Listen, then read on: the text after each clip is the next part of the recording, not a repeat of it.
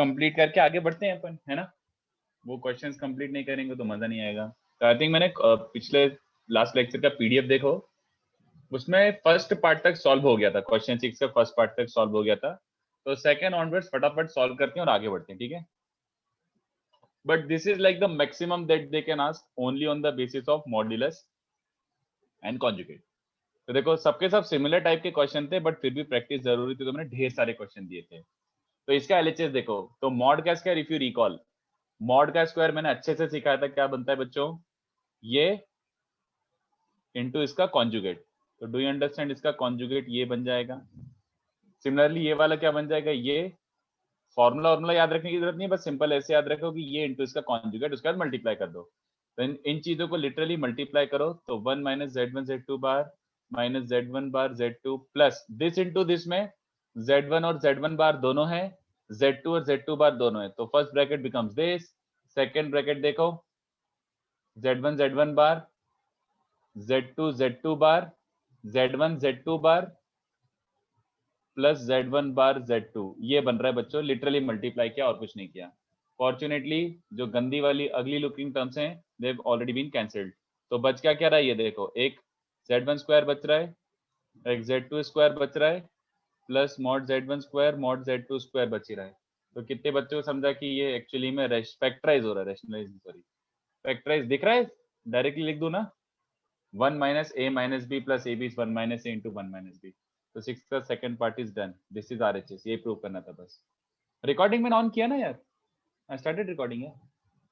चलो 7th का first part, नहीं 7th में कुछ प्रूव करना था। तो पहले देखो जहां से स्टार्ट किया था, जो क्वेश्चन दिया था, मैं सीधे ये लिख सकता हूँ क्या, बताओ, एक स्टेप स्किप कर रहा हूँ बस। बट डू यू अंडरस्टैंड, बात तो वही, जैसे mod of x upon y उसने दिया था 1, तो हमें पता है कि मॉड को ऐसे लिख सकते हैं, we can write it as mod of x upon mod of y and cross multiply over that side. Is this okay? So if I'm starting with this step, everyone should be okay with this thing. कि sir दिया तो ऐसा था, but ठीक है यार, इसका ही लिख दो। और मैंने लास्ट टाइम एक आपको हिंट दी थी कि जब भी मॉड आए तो क्या करना जरूरी है, मॉड के साथ साथ एक स्टेप और करना जरूरी है। What is that? मॉड है तो स्क्वायर करना जरूरी है ना। Yes sir. तो स्क्वायर करके आप डायरेक्टली लिख रहा हो कि मॉड्यूलस का स्क्वायर क्या होता है, ये अंदर वाली क्वांटिटी इनटू इसका कॉन्जुगेट। तो इसका कॉन्जुगेट क्या होगा बच्चों, ये सेम राइट साइड का स्क्वायर क्या हो जाएगा, ये अंदर वाला क्वांटिटी इनटू इसका कॉन्जुगेट। तो if you actually pay attention ना, तो तुमको लगेगा कि सर प्रीवियस वाला क्वेश्चन भी यही था, ये वाला भी, सब सेम ही टाइप के क्वेश्चन है, बट कर लेते हैं। हाँ बोलिए सर। वो ब्रैकेट के अंदर क्या लिखा है वो? 2 माइनस z1 z2 बार। तो z है। हाँ z वाले के लिए मैं ऐसी डंडी मार दूंगा, बाकी 2 तो 2 ही है।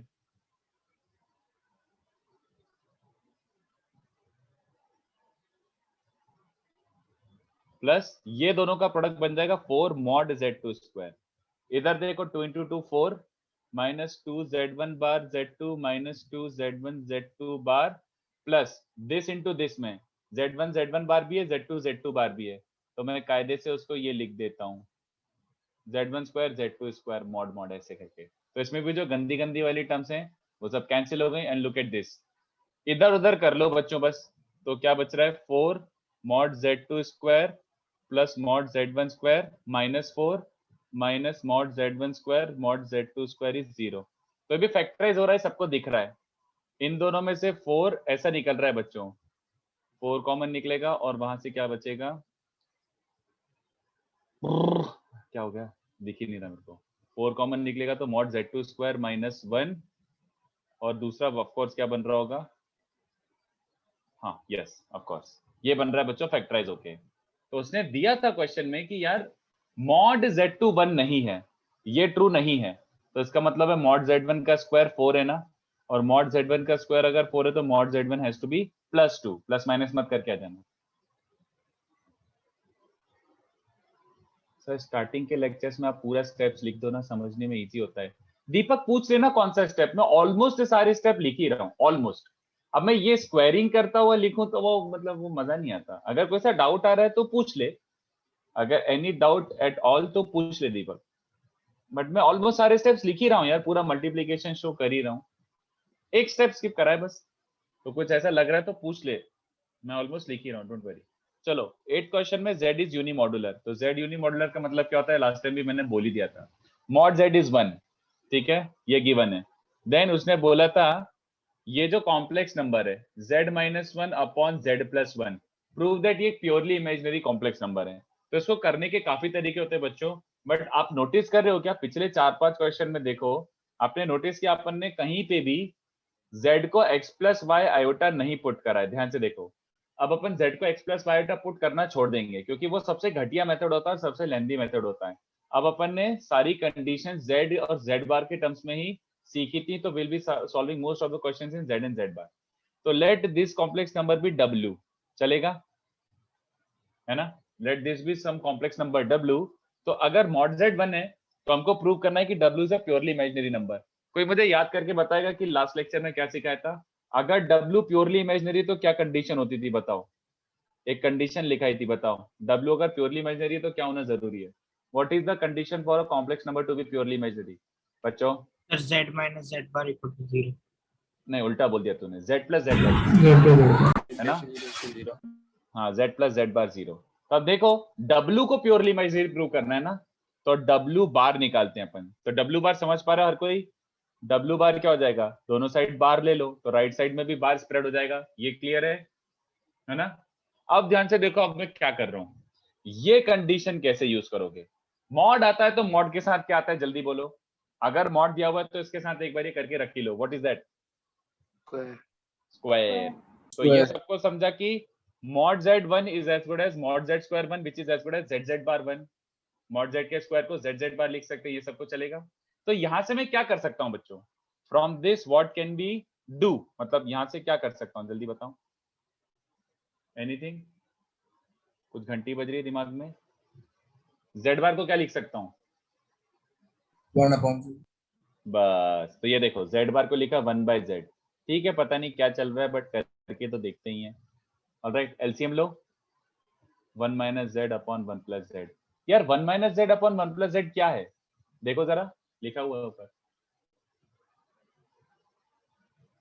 आया ना, यस सर। देखो w है z - 1 अपॉन z + 1, तो माइनस w क्या हो जाएगा, 1 - z अपॉन 1 + z। तो आई स्टार्टेड विद w बार, क्योंकि अपन को प्योरली इमेजिनरी प्रूव करना था, तो ऑफ कोर्स कंडीशन तो हमें याद है कि w बार प्लस w 0 होना चाहिए, तो that's why started with w bar. What did I get, w bar is, use करते हुए I ended up getting w bar is -w, hence w bar plus w 0, इसका मतलब w प्योरली इमेजिनरी, चलेगा बच्चों को, ओके। नेक्स्ट क्या है, question number 9। Question number 9 देखो, अब ये थोड़ा अच्छा क्वेश्चन हो गया, बट इसमें भी समझना अच्छे से। मॉड ऑफ zi इज 1, मतलब 1 2 3 4 5 6 सबके लिए है, तो कितने बच्चों को समझ रहा है कि अगर मॉड दिया हुआ तो उसको स्क्वायर करना is not a bad idea. तो zi इंटू zi बार भी क्या हो जाएगा बच्चों, 1, और zi के बार को क्या ले सकता हूँ, 1/zi, चलेगा ना, for all i 1 2 3 4 dot dot, मतलब हर z बार को मैं 1/z लिख सकता हूँ, उसने दिया ऐसा क्वेश्चन में। तो अब ध्यान से देखो, LHS दिया हुआ था z1 + z2 + z3 + dot dot dot फलाना ढिमका, इसका मॉड्यूलस, है ना। कितने बच्चों को चलेगा, किसी भी कॉम्प्लेक्स नंबर का modulus is also equals to उसके कॉन्जुगेट का मॉड्यूलस, किसी को याद आ रहा है ये? मॉड के अंदर कॉन्जुगेट लो या नहीं लो कोई फर्क नहीं पड़ता, तो मॉड के अंदर मैंने ऐसे लिखा और मॉड के अंदर ये लिखा, ये दोनों सेम बातें, क्योंकि टेक्निकली मॉड z और मॉड z बार सेम होते हैं, तो इसके अंदर कॉन्जुगेट लेने से टेक्निकली कोई फर्क नहीं पड़ता। बट इसको ध्यान से देखो, मैं क्या लिख सकता हूँ, कॉन्जुगेट तो स्प्रेड हो सकता है ना, तो ये सबको समझा, और कितने बच्चों को समझा, ले आंसर ही आ गया। z1 बार को क्या लिख सकता हूँ, 1/z1, z2 बार को 1/z2 and dot dot dot, RHS, ले आंसर ही आ गया, खत्म खत्म, ओके। एंड लास्ट वन, नहीं अच्छा 2 और बाकी हैं, तो ये तो काफी हाई लेवल क्वेश्चन थे। ये देखो, अब ये वाला थोड़ा सा समझना भावनाओं को, यूजिंग कॉम्प्लेक्स नंबर, उसने बोला था कि ये इतना बड़ा सा, कैन यू इमेजिन, ये बहुत गंदा सा प्रोडक्ट मिलेगा, घटिया सा, वेरी अगली प्रोडक्ट, जो भी प्रोडक्ट आएगा आपको क्या करना है बच्चों, ये जो भी गंदा सा पूरा ओपन होके आएगा ना, आपको बस समाव ये करना है कि ये तीनों का प्रोडक्ट इज सम किसी एक्सप्रेशन का स्क्वायर प्लस किसी एक्सप्रेशन का स्क्वायर होगा। सम स्क्वायर प्लस सम स्क्वायर में एक्सप्रेस करना था अपन को, ठीक है, सम स्क्वायर प्लस सम स्क्वायर के फॉर्मेट में एक्सप्रेस करना था। तो अब मेरे को क्या पता कैसे करना है, और उसने बोला यूजिंग कॉम्प्लेक्स नंबर। रुको एक सेकंड, दिमाग लगाते हैं, कैसे सोचने दो। मुझे बताओ कॉम्प्लेक्स नंबर में ए स्क्वायर प्लस बी स्क्वायर कब मिलेगा मुझे? कॉम्प्लेक्स नंबर में अपन ने अभी तक ऐसा क्या पढ़ा है कि मुझे A square plus B square का term Z minus Z bar. नहीं नहीं, A square plus B square, Z minus Z bar नहीं, Modulus. Z into Z. Mod square. Modulus का स्क्वायर। वेरी गुड, एक्सीलेंट बच्चों। तो अगर ये किसी कॉम्प्लेक्स का मॉडुलस का स्क्वायर है तो इसका करस्पॉन्डिंग कॉम्प्लेक्स नंबर क्या लूं? Which complex number should I start with? Tell me. A plus IB. A plus iota. Very A good. plus IB. कितने बच्चों को समझा कि a प्लस बी आयोटा इसका मॉड्यूलस इज दिस, यस और no? ये सबको समझा? Yes, sir. तो ये Yes, मेरे sir. लिए बैक ट्रैकिंग टाइप हो गया कि मैं इसको रिवर्स डायरेक्शन में सॉल्व कर रहा हूं। तो उसने बोला कि कॉम्प्लेक्स नंबर का यूज करते हुए you try to justify that this is sum of two perfect squares and find दो स्क्वायर्स, ऐसा तरीके से। तो अब मैं क्या करता हूं, ये ध्यान से देखना। ऑफ कोर्स मैं स्टार्ट कहीं और से करूंगा। मुझे बताओ अगर A square plus B square into B square plus C square into C square plus A square बनाना है, तो before reaching here I must take which complex number, मतलब मैं कहां से स्टार्ट करूं? सबसे पहले क्या लिखूं यहाँ पे? कंसीडर व्हाट, इसके पहले क्या लिखूंगा? देखो ना, हिंट लो ना। The square of mod of A plus IB is equal to A square plus B square. हाँ, इनफैक्ट अभी वो भी मत ले, मैं तो बोल रहा हूँ इस कॉम्प्लेक्स नंबर से स्टार्ट करते हैं। दूसरा वाला बताओ, B plus IC. B plus C I. तीसरा वाला C plus AI. ये समझा? अभी यहाँ से स्टार्ट करते हैं, eventually we will arrive at the original expression, ठीक है? अब मुझे ध्यान से Purita देखो, model. बस यही, रुक जा, अभी अपन इसके बाद कर लेंगे, आंसर आ जाएगा। अब ये तीन कॉम्प्लेक्स नंबर्स हैं, है ना बच्चों? तीन कॉम्प्लेक्स नंबर्स का प्रोडक्ट भी क्या होता है? If you multiply three complex numbers, final result क्या होता है? कॉम्प्लेक्स। कॉम्प्लेक्स, है ना? मतलब इनको जब मल्टीप्लाई करूंगा तो ये सम x और सम y आएगा कि नहीं आएगा? बताओ। इवेंचुअली इस फॉर्म में आना ही है उसको, Yes. है ना? तो मैं Yes, sir. बस यही क्वेश्चन था, बस। तो अपन को खाली क्या करना है, इसका रियल निकालना है और इमेजिनरी निकालना है। तो थोड़ा सा पे अटेंशन, अपन मेंटली कैलकुलेशन कर रहे हैं। पूरा लिखते हैं ना, वो गरीब बच्चे लिखते हैं जो 6th 7th 8th क्लास के बच्चे होते हैं। अब अपन थोड़ा आगे बढ़ चुके हैं, अब अपन मेंटली करते हैं। तो देखो, मुझे निकालना है इसका रियल। तो रियल कब बनेगा? जब लेफ्ट साइड से मल्टीप्लाई होकर रियल टर्म बचेगा। तो देखो कैसे, अच्छे से पे अटेंशन टू दिस। यहाँ से ए ले रहा हूँ, यहाँ से बी ले रहा हूँ और यहाँ से सी ले रहा हूँ, तो रियल बचेगा ना? आयोटा तो नहीं आ रहा ना इसमें? एक ये बनेगा रियल में। रियल और एक तरीके से बन सकता है, ध्यान से देखो। I square. हाँ, आई स्क्वायर, वेरी गुड। तो ध्यान से देखना, यहां से रियल लेता हूं, बट यहां दोनों से क्या लेता हूं? आयोटा। तब भी रियल बनेगा कि नहीं बताओ? इवेंचुअली तीनों को मल्टीप्लाई करके। तो ए सी आयोटा, ए आयोटा, तो ए स्क्वायर सी दिख रहा है किसी को? जल्दी बताओ। Minus A square. Yes, sir. है ना? तो फिर बाकी टर्म्स भी बता दो। दो आयोटा और एक रियल ले रहा हूं मैं, तो यहां से रियल लिया, बाकी दोनों से आयोटा, या फिर I could have also taken यहां से रियल, बाकी दोनों से आयोटा। जल्दी बताओ, ये भी रियल टर्म में कंट्रीब्यूट करेगा। तो कितना बन रहा है? बी स्क्वायर ए चलेगा। और तीसरा वाले भी आप गेस वर्क कर सकते हो कि यहां से रियल ले रहा हूं, इन दोनों का आयोटा ले रहा हूं, तो क्या बन रहा है? बी सी सी, तो बी स्क्वायर सी। इसके अलावा और कभी भी बना सकता हूं मैं real? Is there any other combination that can give us a real number? Sir, C square भी है ना? स्क्वायर भी। एक सेकंड, हगा क्या? मैंने ये लिया था। हाँ, सॉरी। The last one. हाँ, करेक्ट, थैंक यू। अब ध्यान से देखो, तो रियल खत्म हो गया, तो बचा हुआ क्या होगा? इमेजिनरी। तो अब मुझे सोच के बताओ, इमेजिनरी कैसे बन सकता है? पहले ब्रैकेट से इमेजिनरी टर्म ले रहा हूं, तो बाकी दोनों ब्रैकेट से क्या लेना पड़ेगा? If I want to retain C B iota. square. हाँ, वेरी गुड। तो सबको समझ आ रहा है कि यहाँ से आयोटा लिया है, तो यहाँ दोनों से रियल ले लो। तो बी स्क्वायर सी कितने बच्चों को दिख रहा है? आयोटा का कोएफिशिएंट एक ये बनेगा। और बताओ क्या बनेगा? A square B. हाँ, ABC. एक यहाँ से आयोटा ले रहा हूं तो बाकी दोनों के रियल पकड़ लो। एक यहाँ से आयोटा ले रहा हूं तो बाकी दोनों के रियल, तो ए सी सी। और क्या बन सकता है? Sir, A square C. AC square, sorry. ए सी सी था ना? सॉरी, एक ए सी सी। अच्छा, मैं फिर AC. सॉरी ए सी स्क्वायर था। और यहाँ से आयोटा पकड़ रहे हो, बाकी दोनों का real. A square B. AB square. नहीं, ए स्क्वायर बी ना, real Yes, sorry, real sorry. और ए आयोटा, तो ए स्क्वायर बी है ना। बट एक और टर्म, जब तीनों आयोटा लूंगा तब क्या होगा? ABC. हाँ, B iota C iota A iota, तो B C A, but iota cube हो चुका होगा। कितने बच्चों को समझा? ABC iota cube is actually minus ABC iota. तो मैंने कुछ ऐसा मैजिक नहीं किया, मैंने क्या किया, लिटरली ये तीनों ब्रैकेट्स को मल्टीप्लाई कर लिया। अगर किसी को ये नहीं समझा तो लिटरली मल्टीप्लाई कर करके, ओपन कर करके, सब कुछ करके देख लो, यही बचेगा इवेंचुअली। तो मैंने क्या किया, ये गंदे टर्म को समथिंग प्लस आयोटा समथिंग के फॉर्मेट में लिख दिया। अब बताओ दोनों साइड क्या करूं? मुझे एक्चुअली चाहिए ये, और इसको चाहने के लिए क्या करना पड़ेगा बच्चों? क्या करना पड़ेगा दोनों साइड? Mod. हाँ, दोनों साइड मॉड ले लो। अगर LHS और RHS सेम कॉम्प्लेक्स नंबर है तो LHS का मॉड्यूलस और RHS का मॉड्यूलस भी सेम होगा। तो इसका मॉड्यूलस, इसका मॉड्यूलस, इसका मॉड्यूलस, और राइट साइड का मॉड्यूलस देख रहे हो? x प्लस वाई आयोटा का मॉड्यूलस क्या होता है बच्चों? A square plus B square. बस खत्म, धिंचा। तो इसका स्क्वायर प्लस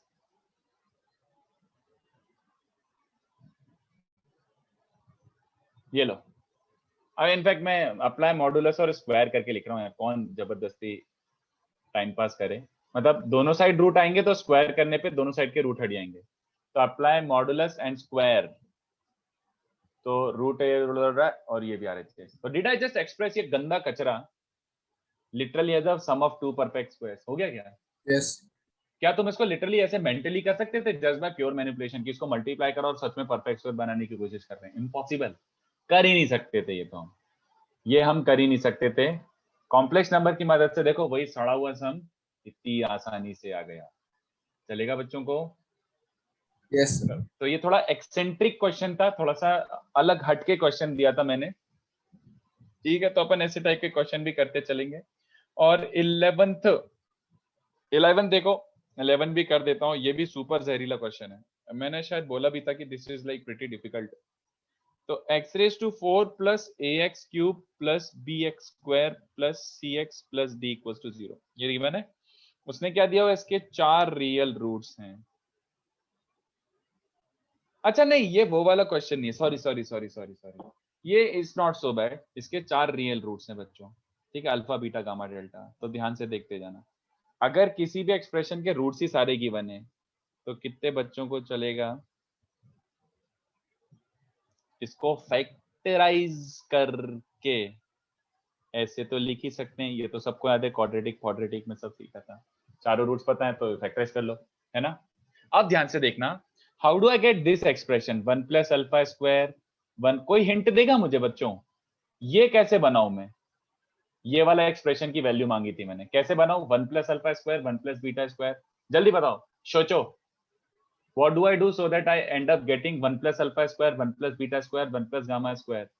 तो 1 प्लस अल्फा स्क्वायर को x डाल के 1 plus A iota का मॉड्यूलस का स्क्वायर. वेरी गुड, वापस से बोलो। इधर नहीं, वो तो समझ, जो भी तुमने बोला वो सब ठीक है, बट मैं इधर से लाना है मुझे। तो इधर क्या हरकत करूं so that I get that expression? Purna mod of alpha plus iota। तो पूर्णा how do we get there वो भी बता, how do we get there वो भी बताओ। यहाँ पे क्या छेड़खानी करूं कि I get to that step जिससे मेरा आंसर ही आ जाए? What do I do in LHS and RHS? जल्दी बताओ। ये कोस टू ये हमेशा ट्रू है, तो क्या हरकतें करी जाएं people? So multiply out of verb. Can you repeat that? I didn't get you. So I say that we can multiply iota. नहीं यार, आयोटा मल्टीप्लाई करने से क्या होगा यार? उससे क्या होगा? एक आयोटा राइट साइड में और एक आयोटा लेफ्ट साइड में आ जाएगा। तू सोच रहा थोड़ा सा 1 प्लस अल्फा स्क्वायर बनाना है, तो ये कहां से मिलेगा मुझे? ऐसे सोच के देख। पूर्णा सही है? हाँ Sanidhya, very good. Purna and Sanidhya correct. देखो थोड़ा सा यहीं से इंस्पिरेशन लो। This is the may be the first time you are seeing this, but ध्यान से देखो, LHS और RHS हमेशा सेम है। व्हाट डू मीन बाय हमेशा? तुम ये तो समझते हो ना कि यार मतलब a square minus b square is a plus b into a minus b. ये जो फॉर्मूला ये तो हमेशा ही वैलिड है। हमेशा वैलिड मतलब तुम्हें जो मर्जी आए वो पुट कर लो, जो मर्जी आए वो पुट कर लो। फैक्टराइज जो फॉर्मेट है वो तो हमेशा ही ट्रू होता है। तो अब अपन अपने कन्वीनियंस के हिसाब से मैं ऐसा पुट करता हूं कि मेरा आंसर आ जाए। ध्यान से देखना, x को आयोटा डालो, देखते जाना। तो LHS क्या बनेगा, iota raise to 4 is +1, iota cube is minus iota, iota square is -1। हाँ, इससे क्या मिल रहा है बच्चों, iota minus alpha, iota minus beta, iota minus gamma, iota minus delta, है ना। अब बताओ मुझे अब क्या करूं सो दैट मुझे डायरेक्टली वो एक्सप्रेशन मिल जाए। What do I do next, what do I do next? Modulus and square. समझ गया। हाँ, वो मॉड एंड स्क्वायर, वो टेक मॉड एंड स्क्वायर तो समझते ही हैं अपन। तो LHS ध्यान से देखो, 1 - b + d, ये रियल वैल्यू है ना, और इमेजिनरी वैल्यू कितनी हो रही है, c - a। तो जब मॉड लूंगा तो सबको दिख गया क्या बच्चों, x² + y² दिख रहा है। और RHS में भी क्या बन जाएगा, आयोटा माइनस अल्फा का मॉड्यूलस क्या हो जाएगा, यही उसका मॉड्यूलस, ये उसका मॉड्यूलस, उसका मॉड्यूलस। कितने बच्चों को समझा? This is the shortest way to get here, this is the shortest way to get here. Otherwise ये क्वेश्चन बहुत लेंदी होता है, औकात के बाहर हो जाता है, बहुत कैलकुलेशन करते रहो 1 साल तक। But using complex number certain things can be obtained very very easily. Are you getting? एक मिनट लास्ट वाला। सिंपल, अरे यार, अल्फा माइनस नहीं आयोटा का आप ऊपर मॉड्यूलस। से गए थे ना, तो मैं कह रहा था वापस दिखा दो, फिर आप वापस आ गए। नहीं मतलब देख लो, कुछ भी अगर ऐसा मिस आउट हो रहा है, बट आई थिंक समझ ही आ गया, तुम लोगों ने मुझे बताया था क्या यस सर। करना है। ठीक है, तो ये क्वेश्चन वापस से एक बार घर पे देख लेना, ट्राई कर लेना। अब अपन थ्योरी आगे बढ़ाते हैं। ओके, तो मैं थोड़े क्लास में अच्छे क्वेश्चंस कराऊंगा, तो keep track of these questions. अच्छे क्वेश्चंस थे, आखिरी के 2-3 काफी अच्छे थे और दिमाग खोलने वाले क्वेश्चन थे। ठीक है, तो चलो अब थ्योरी आगे बढ़ाते हैं। तो ये अपना बेसिक जो मॉड्यूलस है और कॉन्जुगेट है, उस पर जितना लेवल बढ़ा सकते थे मैंने उस लेवल पे बढ़ा के दे दिया। बट अब अपन थोड़ा आगे बढ़ते हैं। ठीक है, तो नेक्स्ट पार्ट क्या बच्चों, how can we take X as iota. Harsh, ये जो होता है ना फॉर्मूला, x+1 का whole square is x² + 2x+1, ये कब कब वैलिड होता है, मतलब all I am talking about is identity या फिर फैक्टर्स, कब कब ट्रू होता है। x² - y² is x + y × x - y, कब कब ट्रू होता है, हमेशा। सर हमेशा। हमेशा का मतलब क्या हुआ कि तुम x और y को जो लेना है ले लो, it will be LHS will always be equal to RHS। It's like identity, इसी को आइडेंटिटी बोलते हैं ना, हमेशा Yes, ट्रू sir. है। तो हमेशा ट्रू मतलब जो सब्स्टिट्यूट करना है अपनी मर्जी से वो कर लो, LHS RHS सेम आएंगे, सिंपल। Okay, sir. तो अपन अपने कन्वीनियंस के हिसाब से x को क्या रख दिए, आयोटा। Iota. ऐसा थोड़ी कि ये फॉर्मूले खाली रियल नंबर्स के लिए एप्लीकेबल थे। a + b the whole square हमेशा क्या रहेगा, a² + b² + 2ab। अब तुम्हें a और b को इमेजिनरी रखना है, रियल रखना, कुछ भी रखना है, रखो। Yes, sir. Okay. Okay. Yes. तो वही है, this might be a little mind boggling to you, क्योंकि अपन पहली बार ऐसा कर रहे हैं, बट है वैलिड है, बिल्कुल सही है ये। चलो तो अब आगे थ्योरी बढ़ाते हैं, और ये वाला पार्ट अच्छे से सुनते जाना। आर्गेंट प्लेन, और some people call it complex plane, और some people call it Gaussian plane. ठीक है, पोटैटो पटाटो, वो तीनों मिला के आलू ही है। देखो क्या मतलब है इसका, Argand plane, complex plane, Gaussian plane. तो अपन क्या करते हैं बच्चों, अपन एक कॉम्प्लेक्स नंबर लेते हैं, let z be some x + y iota. ठीक है, और अपन इसको ग्राफिकली रिप्रेजेंट करने की कोशिश करते हैं। Let this complex number be x + y iota, z can be expressed in Argand plane. मतलब इसका डायग्राम और ज्योमेट्री अपन इंट्रोड्यूस कर रहे हैं थोड़ा सा। z can be expressed in argand plane as a vector joining 0, 0, 2 x, y। ठीक है, तो अब मैं थोड़ा सा पहले लेआउट बता देता हूं, क्या गलत कर सकते हो तुम, क्या सही कर सकते हो, सब देख लेते हैं। देखो ये तो अपने आपस की बात है जो मैंने लिखा है। चलो अभी सबसे पहले क्या हो रहा है, कंसीडर 2 म्यूचुअली परपेंडिकुलर लाइंस। अब तुम पूछ सकते हो कि सर म्यूचुअली परपेंडिकुलर क्यों, ये देखो इमेजिनरी और रियल। ठीक है, मैं क्या कर रहा हूं, तुम ये समझते हो कि एक प्योरली इमेजिनरी और प्योरली रियल का कोई इंटरसेक्शन नहीं है, प्योरली रियल और प्योरली इमेजिनरी का कोई इंटरसेक्शन नहीं है, there is nothing common between purely imaginary and purely real. हाँ ऑब्वियस सी बात है। तो मैंने क्या किया, मैंने दो म्यूचुअली परपेंडिकुलर लाइंस ली। अब बात समझते जाना, ठीक है। Anything which is real will be plotted against like your x-axis ऐसा, and anything which is purely imaginary will be plotted against imaginary axis. Instead of plus x plus y plus x y and minus y, इस बार क्या बन रही है access अपनी real and imaginary. तो जो purely real number है 1 2 3 4 वो लिटरली यहाँ पे प्लॉट हो जाएंगे, है ना। नेगेटिव है तो पीछे प्लॉट हो जाएंगे। बट प्योरली इमेजिनरी को कैसे प्लॉट करोगे बच्चों? How do you plot purely imaginary? Along imaginary axis. तो जैसे ये वाला क्या हो जाएगा, यहाँ वाला पॉइंट आयोटा प्योरली इमेजिनरी है तो उसमें रियल कंपोनेंट कुछ भी नहीं है। ये वाला क्या हो जाएगा 2 आयोटा, ये वाला माइनस आयोटा माइनस 2 आयोटा, ये 1 2 3, ये -1 -2 -3 एंड सो ऑन। तो अपन ने दो लाइंस ली ऐसी, म्यूचुअली परपेंडिकुलर, और म्यूचुअली परपेंडिकुलर होना जरूरी है क्योंकि purely imaginary and purely real have nothing in common. But what about x plus y iota? मैं ये बोल रहा हूँ कि चलो 2 आयोटा कैसा प्लॉट होगा बच्चों? 2 आयोटा बस ये रहा, this is 2 iota, it's like 2j cap. खाली 2 कैसा प्लॉट होगा? ऐसा। ऑलराइट, सिंपल रियल लाइन के अलोंग। बट 2 प्लस 2 आयोटा कैसा होगा? तो देखो जैसे ऐसा होता है ना आई कैप और जे कैप में क्या होता है, दोनों कंपोनेंट है, दोनों में कुछ कॉमन नहीं होता। तो x प्लस y आयोटा को लिटरली क्या करना है बच्चों, तुम्हें क्या इमेजिन करना है, ये रहा ओरिजिन और यहाँ पे कहीं पे होगा पॉइंट x, y, यहाँ पे कहीं पे होगा पॉइंट x, y। तो ओरिजिन को पॉइंट x, y से कनेक्ट कर दो, तो this complex number is your x plus y iota with the direction. मतलब the entire line segment is the complex number, just like you do in vectors. Vector में क्या होता है, आई cap जे cap होता है और इसमें होता है रियल इमेजिनरी। बट बात वही है, x units along real, y units along imaginary, और उसको ऐसे ऐड कर दो। Are you guys buying this? Are you guys okay with this? समझ आ रहा है, फील आ रहा है? वेक्टर आता है तो ये भी बिल्कुल एकदम 100% चमकना चाहिए। बट ये बात समझना कि आर्गेंट प्लेन में कोऑर्डिनेट कुछ नहीं होता बच्चों, there is no such thing as x, y। आर्गेंट प्लेन में होता है x प्लस y आयोटा।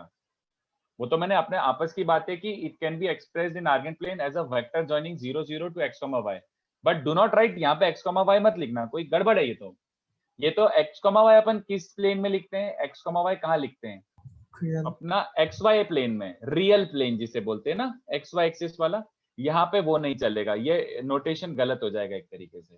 तो जस्ट आपकी खुशी के लिए मैंने क्या बोला, अगर आपको प्लॉट करना है 2 प्लस 3 आयोटा तो चुपचाप क्या कर दो, दैट इज जैसे -3 प्लस 4 आयोटा का प्लॉट कैसा होगा, can be plotted as simple.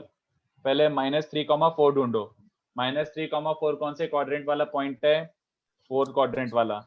इसको ओरिजिन से कनेक्ट करो और डायरेक्शन दे दो। This is your complex number -3 plus 4 iota. चलेगा? along with direction, never forget this also has a direction and it is pretty obvious कि x और y है तो राइट साइड में, लेफ्ट साइड में, ऊपर या नीचे मिला के इसका एक डायरेक्शन सेंस आएगा ही आएगा। ओके तो सबसे Sir, why पहले is ये it necessary that there's a direction?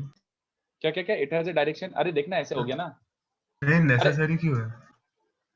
जैसे xi cap plus yj cap में क्या होता था कि x यूनिट्स कहाँ जा रहा है, x यूनिट्स राइट साइड में जा रहा है, ऊपर जा रहा है, और y यूनिट्स कहाँ जा रहा है, उन दोनों को मिला के ऐसे ऐसे जाके ये हो गया बस खत्म। Got it. नहीं तो उस हिसाब से 3 - 4 आयोटा और -3 + 4 आयोटा दोनों को सेम बना के आ जाएगा ना, बट दोनों सेम नहीं है, एक इधर है एक पीछे है। बात समझ रहे हो? Yes sir. हाँ, जस्ट लाइक वेक्टर यार, this is like pretty easy once you actually start visualizing this as vector. है नहीं vector but similar to vector. Vector नहीं है, कॉम्प्लेक्स नंबर है। ठीक है, तो ये अपना सबसे पहला जो हो गया कि x plus y iota can be represented in Argand plane like a vector joining 0 0 to x, y, like a vector joining. ठीक है, नॉट अ वेक्टर एक्चुअली। तो अब मुझे बताओ ऐसे जस्ट ऐसे छोटा सा एक पॉइंट सोच के बताओ, z bar is what of z in argent plane? 90 degree. ना, Mirror. Symmetric. जेड बार कैसा प्लॉट होगा अगर जेड प्लॉट करना आता है तो? Image So about mirror image. Image. Z bar is image of Z. It is image of Z. Actually, technically, about which line? real axis. हाँ, real Real axis. X axis मत बोलना, real axis. ठीक है. Z अगर Z ऐसा है तो Z बार क्या हो जाएगा? Line joining 0 0 to x minus y iota. एक बच्चा पूछ रहा है कि सर कॉम्प्लेक्स नंबर वो पॉइंट है कि पूरा सेगमेंट है? पूरा सेगमेंट है. पूरा सेगमेंट है. It's like a vector only. ठीक है. And now that notation makes sense कि what is the modulus of length of a complex number. तो root over x square plus y square ये hypotenuse का length. Now it makes more sense. ठीक है. तो एकदम बेसिक चीज पप्पू चीज मैंने पढ़ा दी.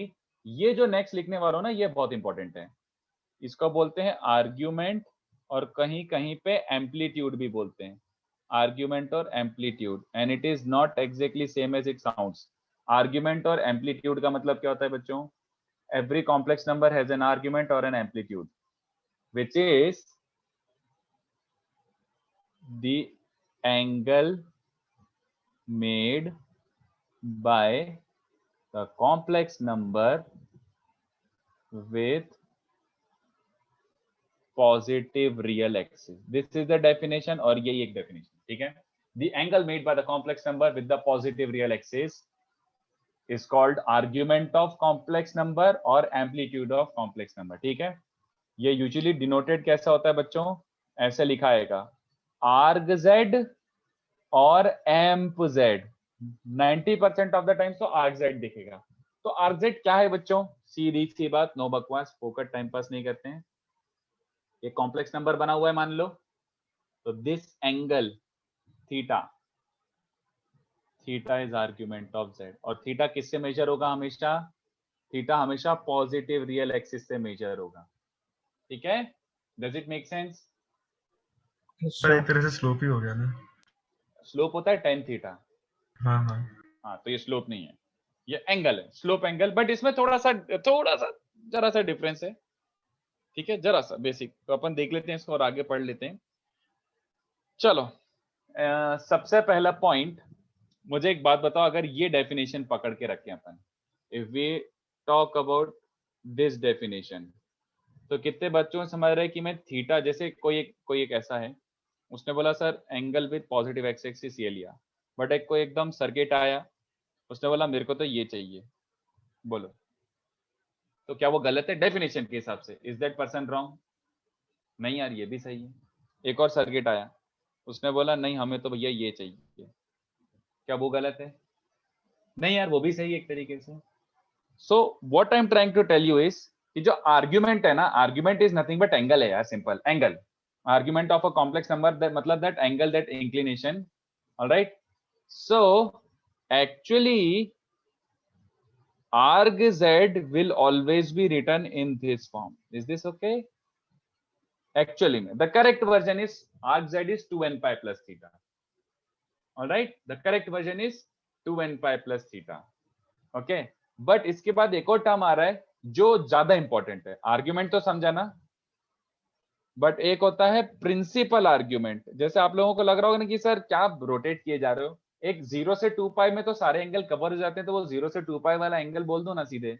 तो n is integer. Sahil n is integer. Theta 2 pi plus theta, देखो वही बोल रहा था ना मैं. किसी ने बोला सर ये एंगल है, फिर एक आया एकदम बोला मेरे को तो ये लेना है, ले ले. तो 2 pi plus theta is also argument. कोई बोला मेरे को ये लेना है 4 पाई प्लस थीटा, ले ले, वो भी है.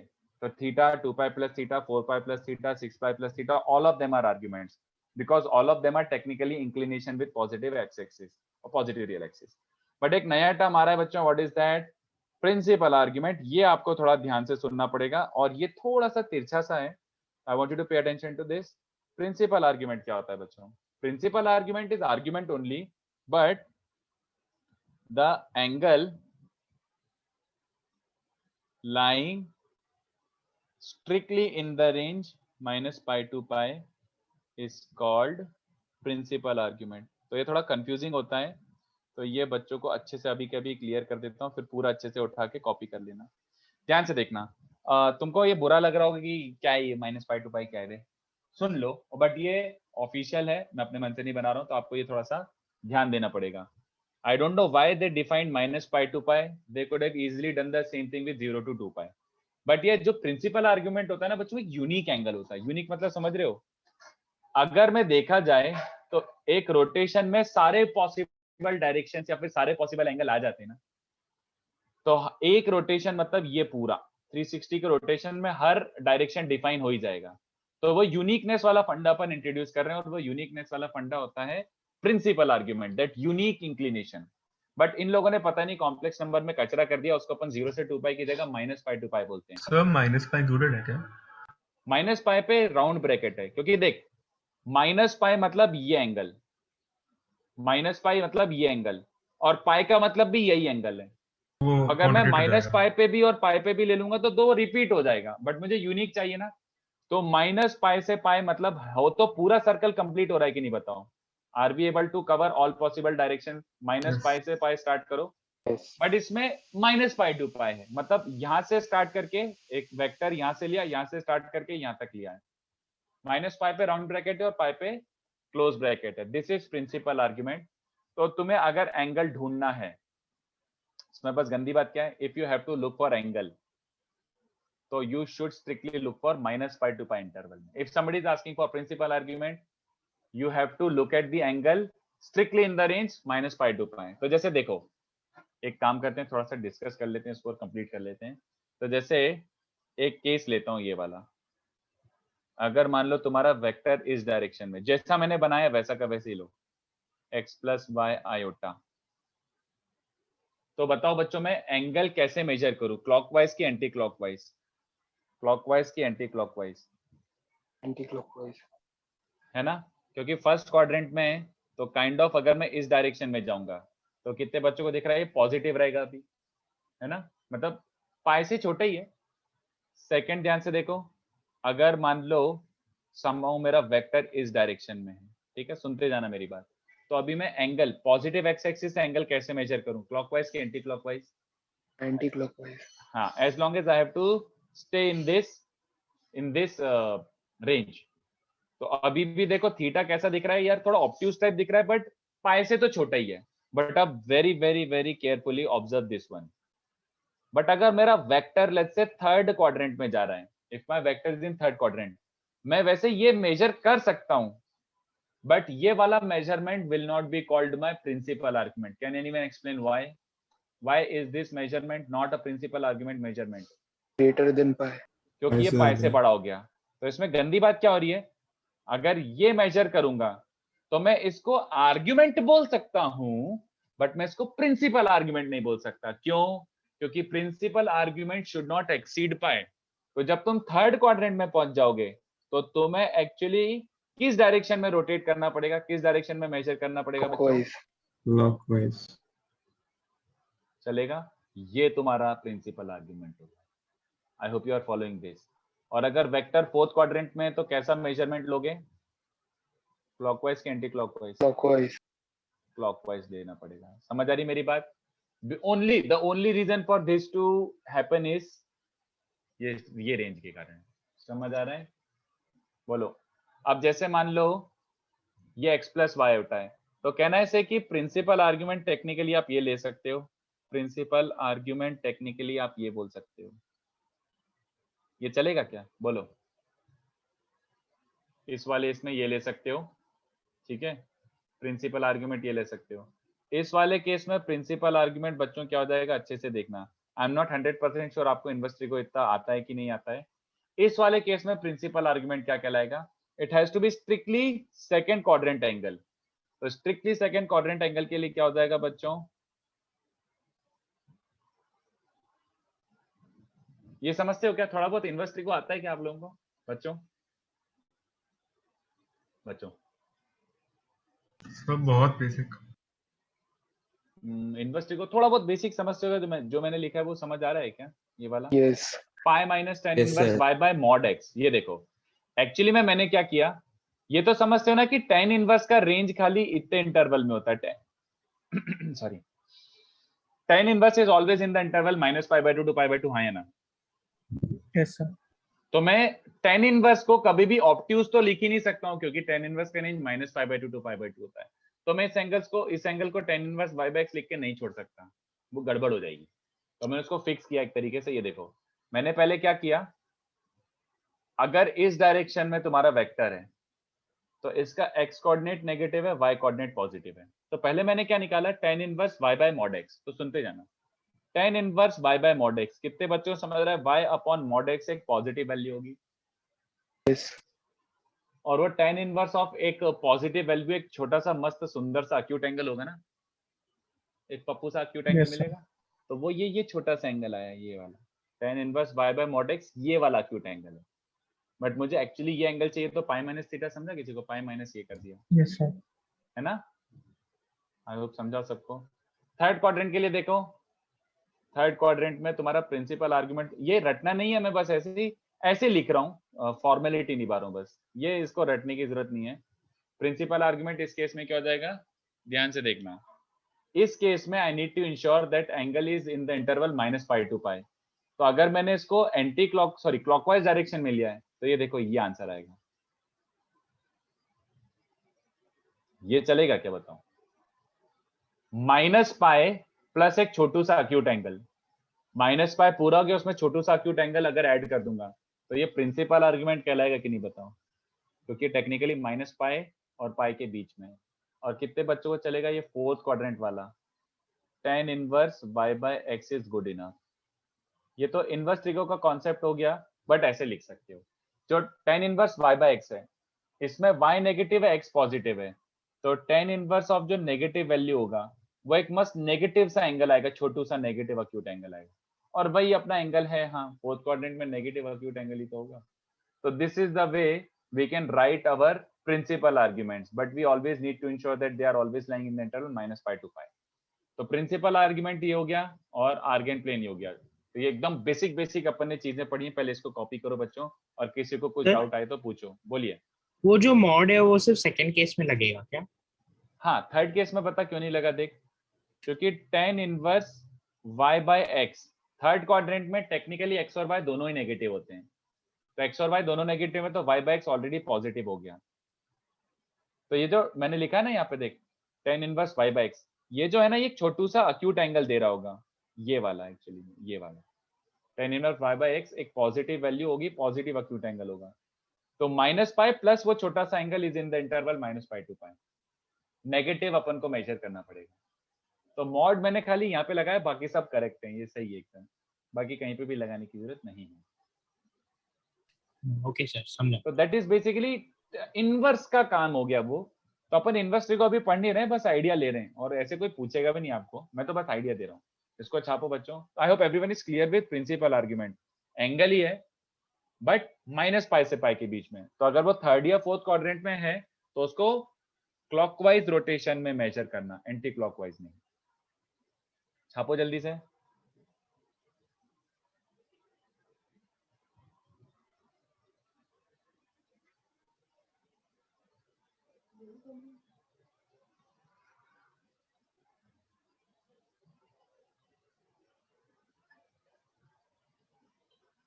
कुछ नहीं।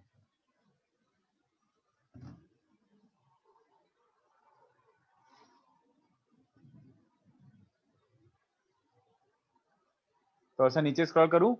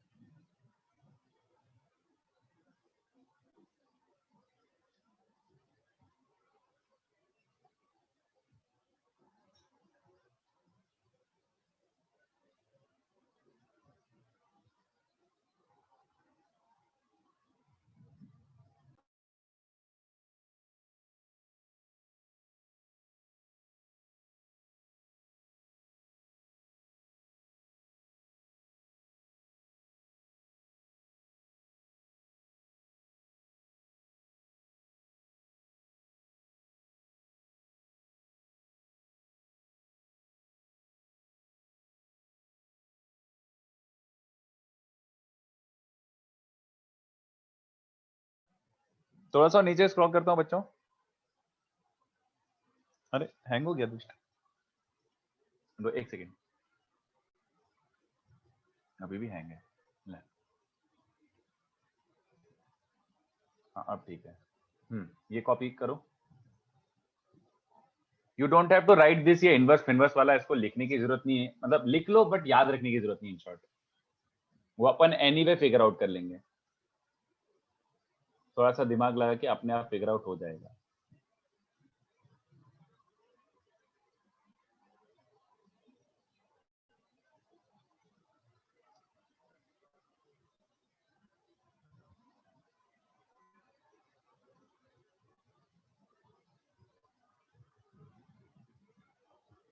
थोड़ा सा नीचे स्क्रॉल कर देता हूँ।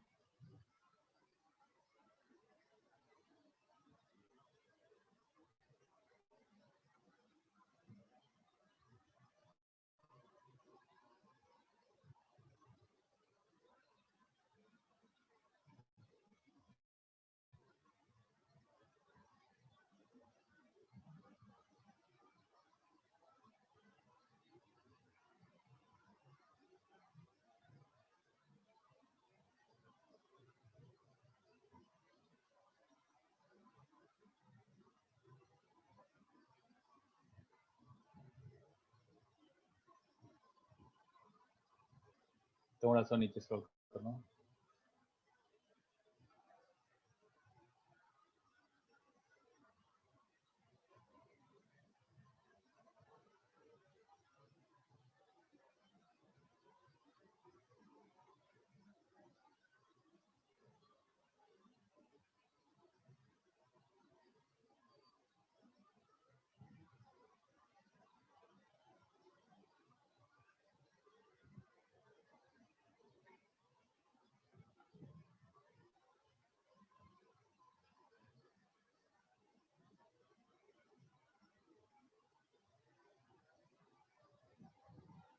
डन हो सर। गया छाप के बच्चों? हाँ सर हो गया था। सर एक मिनट। Okay okay okay.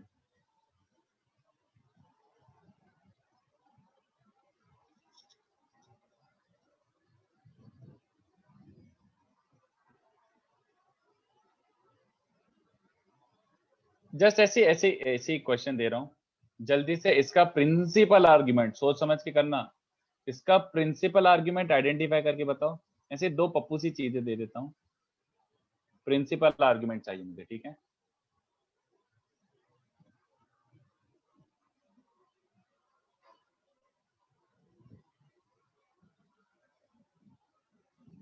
सोच के दिमाग लगा के थोड़ा सा, ठीक है? सीधे धूम मत मचा देना।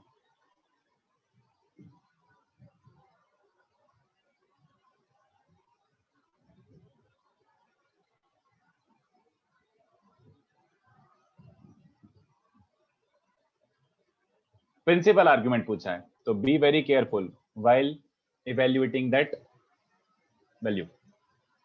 ऐसे इजी से दिए मैंने।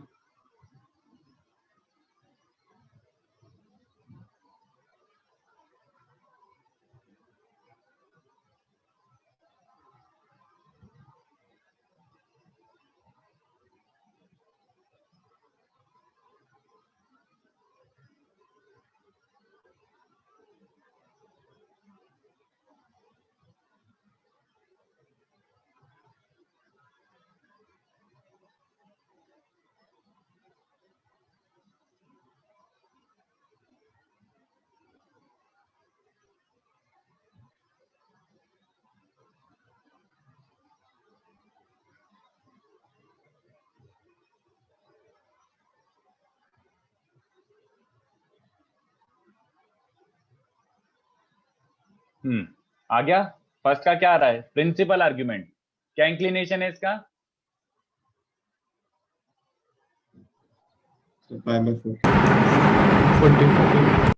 ऑब्वियसली है ना, चमक गया ना। ये समझाने की जरूरत है कि समझ गया यार, 45 डिग्री वाली लाइन है। नेक्स्ट वाला क्वाड्रेंट के हिसाब से पॉजिटिव मेजर होगा कि नेगेटिव? कौन सा क्वाड्रेंट है? सेकंड। तो ये अभी भी क्लॉकवाइज ही होगा, सॉरी एंटी क्लॉकवाइज। तो ये कितना एंगल हो रहा है बताओ? ऐसा बन रहा है ना, ये x कोऑर्डिनेट 1 है, y कोऑर्डिनेट √3 है, तो ये 60 डिग्री है, तो वाला 120 डिग्री होगा। समझ पा रहे हो? तो बेसिकली आंसर इज 2π/3। ये वाला सोच के बताओ, -√3 माइनस आयोटा कौन से क्वाड्रेंट में? थर्ड। विथ x कोऑर्डिनेट इतना √3 है और y कोऑर्डिनेट 1 है, तो ये छोटू हो जाएगा 30 डिग्री, तो ये हो जाएगा 150 डिग्री। बट नेगेटिव डायरेक्शन में लिखेंगे तो क्या कहलाएगा?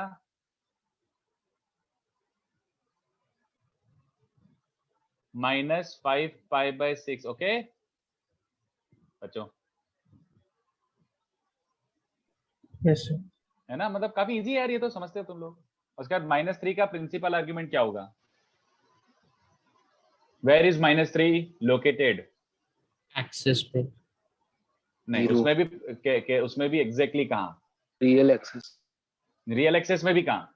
नेगेटिव भी है। नेगेटिव पे। तो उसका इंक्लिनेशन कितना है पॉजिटिव से? Pi. पाई। Pi. माइनस पाई मत बोल के आ जाना, पाई। समझ गए?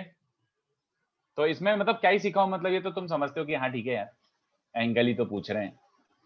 बस ये है कि फर्स्ट और सेकंड क्वाड्रेंट में क्लॉकवाइज ले लेना, सॉरी एंटी क्लॉकवाइज, और थर्ड और फोर्थ में क्लॉकवाइज लेना, बस सिंपल। ओके, सो ये हो गया प्रिंसिपल आर्ग्यूमेंट। ऐसी एक बात समझना और ये देखना, इफ z प्योरली रियल, कितने बच्चों याद है? एक कंडीशन तो अपन ऑलरेडी रट चुके हैं, z प्योरली रियल है तो कॉन्जुगेट के चक्कर में एक ऐसी कंडीशन सीख ली थी अपन ने, याद आ रहा है? z इज z बार। अगर z प्योरली रियल है तो z इज z बार, ये हमें याद है। बट एक और कंडीशन निकाल रहे हैं इन टर्म्स ऑफ आर्ग्यूमेंट। कितने बच्चों को चलेगा कि अगर z प्योरली रियल है तो उसका आर्ग्यूमेंट क्या रहा होगा? जल्दी बोलो भाई पीपल। अगर z प्योरली रियल नंबर है तो उसका आर्ग्यूमेंट क्या होगा? पाई। ना, पाई। फिर से सोच के, अरे पूरा सोच के बताओ अच्छे से, खाली पाई क्यों बे? मैंने प्योरली रियल बोला है, तो प्योरली रियल कहाँ कहाँ हो सकता है और उसका इंक्लिनेशन क्या क्या हो सकता है? हाँ, 0 और पाई। अरे प्योरली रियल मतलब यहां भी हो सकता है और यहां भी हो सकता है। यहां है तो इंक्लिनेशन 0 और पीछे साइड है तो inclination pi. In fact you can even make this distinction कि आर्ग्यूमेंट अगर 0 है तो पॉजिटिव रियल नंबर है और आर्ग्यूमेंट जेड पाए तो नेगेटिव रियल नंबर है। बट वो कोई पूछता नहीं है, नोबडी केयर्स, सो हमको समझता है इतना, जस्ट रियल इमेजिनरी के लिए पूछता है। बट अब ये सोच के बताना, if z is a purely imaginary number तो आर्ग्यूमेंट ऑफ z क्या होगा टेक्निकली? इंक्लिनेशन क्या होगा? अरे फिर वही बात, पूरा बताना। +-π/2, ऊपर भी हो सकता है नीचे भी हो सकता है। ऊपर है तो +π/2, नेगेटिव साइड पर है तो -π/2, दोनों। तो ये भी एक कंडीशन है जो आपको रटनी पड़ेगी, इंपॉर्टेंट, क्योंकि कई बार क्वेश्चंस क्या होते हैं, कॉन्जुगेट के फॉर्मेट में भी होते हैं, बट कई बार क्वेश्चंस आर्ग्यूमेंट के फॉर्मेट में भी होते हैं। तो many questions will be solving in argument form only, तो अपन को ये कंडीशन याद होनी चाहिए। तो दिस इज इक्विवेलेंट ऑफ वही z + z बार 0 या फिर z - z bar 0, but argument form में भी अपन ने कंडीशन सीख ली है। ये सबको चलेगा क्या? किसी को डाउट हो तो पूछ लो भैया, बट आई एम अज्यूमिंग ये चलेगा। तो एक काम करो, अगर ये समझा तो मुझे बताओ आर्ग्यूमेंट ऑफ 0 क्या होगा? आर्ग्यूमेंट ऑफ 0 आपका दिमाग क्या बोलते हैं? ओरिजिन का क्या आर्ग्यूमेंट है? So not defined. Very good, that's pretty obvious, क्योंकि ओरिजिन का क्या डायरेक्शन है? कुछ नहीं, So it's है a ना? point. It's a point, yes वही ना, उसी पॉइंट का डायरेक्शन कुछ नहीं होता। 0, it's like asking 0/0, nothing, not defined. तो आर्ग्यूमेंट ऑफ 0 नॉट डिफाइंड, ये आई होप सबको समझ गया हो, उसका कोई डायरेक्शन नहीं है, उसका कोई इंक्लिनेशन नहीं है, so it is not defined. ठीक है, तो ऐसे में एक और छोटा सा क्वेश्चन पूछ रहा हूँ, लेट्स से कितने बच्चों का दिमाग चलता है। फाइंड वैल्यू ऑफ, एक काम करते हैं, मतलब सोचो, मतलब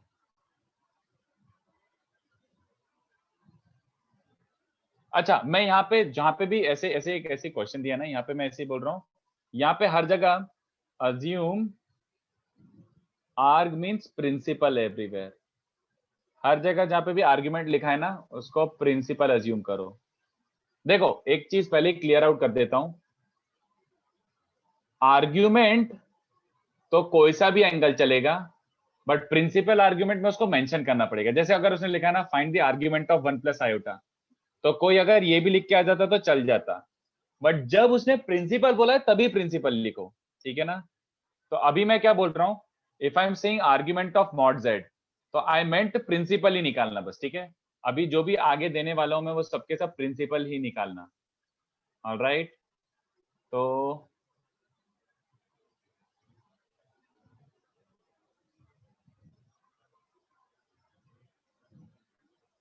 एवरीवेयर आई मीन आर्ग्यूमेंट मतलब प्रिंसिपल ओनली।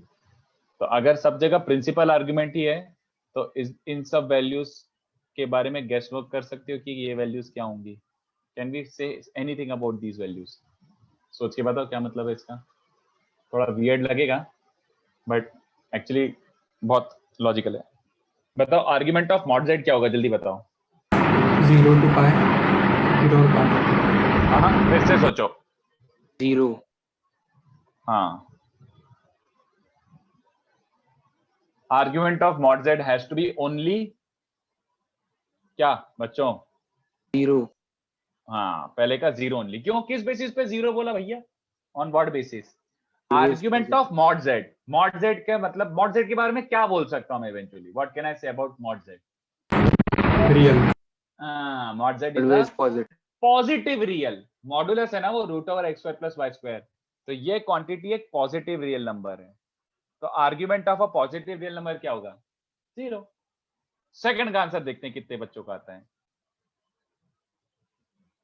किसी के माइक से नॉइज आ रही है, आई डोंट नो। अब मुझे तो नहीं आ रही तो तुम्हें भी नहीं आना चाहिए। हो सकता है कि कोई बीच में अनम्यूट करता हो तो होता हो डिस्टर्ब, बट अभी तो I think it is fine. बोलो argument of Z, does it have any meaning? कुछ मीनिंग निकलेगा इसका? नहीं यार सानी का मतलब आई डोंट नो, मतलब नॉट रियली। नॉट डिफाइंड क्यों बोला तूने? Can't say. मतलब अजम्पशन ले सकते हो यार। देखो सुनो, argument of Z can I assume is a real number. Argument of Z होता क्या है? थीटा, है ना बच्चों? चलेगा क्या? Yes, sir. तो argument of theta, theta is a real number.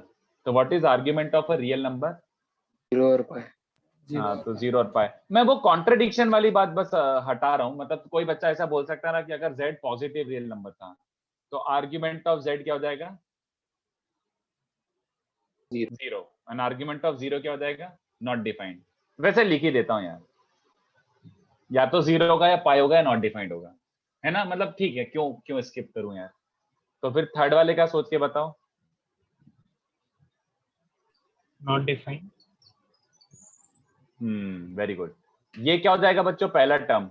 What is argument of 1 + iota? Principal argument. What is this? Pi by 4. π/4। Very good. What is argument of π/4? 0. Very good, क्योंकि π/4 is a positive real number, तो argument of a positive number is 0। What is argument of 0? Not Not defined. defined. Excellent. Fourth का बताओ फिर सोच के। Fourth का क्या आ रहा है? What is argument, principal argument of 1 - iota? इसका प्रिंसिपल आर्ग्यूमेंट क्या है? 0. ना, पूरे 1 - आयोटा। अच्छा फाइनल आंसर बोल रहा था वो। अच्छा फाइनल आंसर बहुत सही। हाँ, इसका ये है -π/4। तो what is argument of -π/4? pi. Pi, क्योंकि -π/4 एक नेगेटिव रियल नंबर है। Argument of a negative real number is pi. तो what is argument of pi? 0. हाँ, pi is a positive real number. समझ गया ना मेरी भावनाओं को? मतलब ऐसे आपको ऐसे सोचने सिखा रहा हूँ थोड़ा थोड़ा। चलेगा ना बच्चों? तो आई होप थोड़ा सा प्रिंसिपल आर्ग्यूमेंट क्लियर हुआ हो and definition made sense to you. Okay, but ये काम की चीज है। अच्छा इसमें से कुछ कॉपी करना था क्या? एक सेकेंड, कुछ कॉपी करना है तो करो इसमें से। यहाँ तक का तो शायद ये देख लो, कुछ कॉपी करना हो तो करो। ये तो जरूर कॉपी करना, ये स्टार मार्क करके दे रहा हूं, ये जरूर कॉपी करना।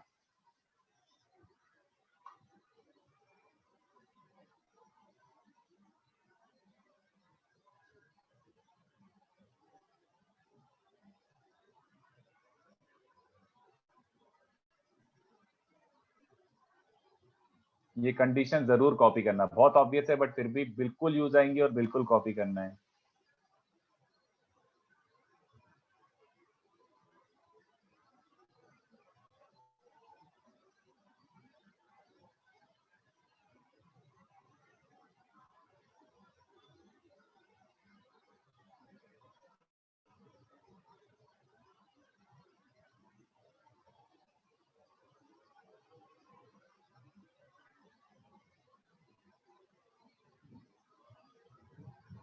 रुद्र Z भले नॉन जीरो, बट अगर Z पॉजिटिव रियल हो गया तो मान ले, जैसे Z को डाल दे 2, तो व्हाट इज आर्ग्यूमेंट ऑफ 2?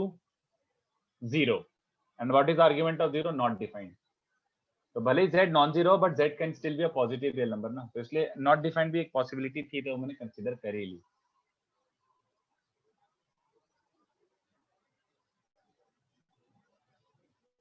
ठीक है, थोड़ा सा नीचे स्क्रॉल कर रहा हूँ, कुछ और मिस हो रहा हो तो देख लो एक बार।